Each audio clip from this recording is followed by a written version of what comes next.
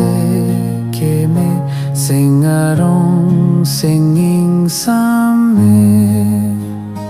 kedo anta kero pinang pan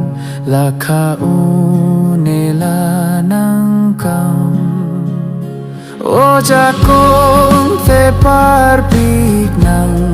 ngarnam nang linong pete vernam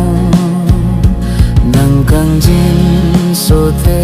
parpik kabang rover po kai ke nang pan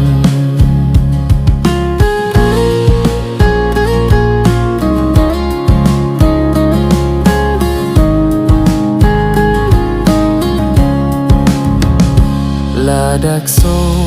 pirbi ke doan nang sika son se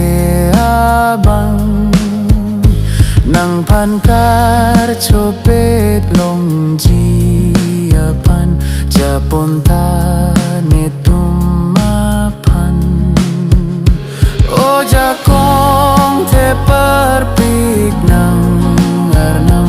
nang linong pete vernam nang kangjin so te parpik kabang rover po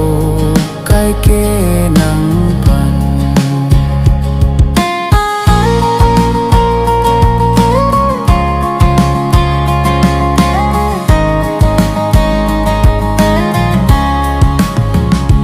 kangjin so kai ke ne pi vertha papen nang ne pang thir tha juchete che the ne rang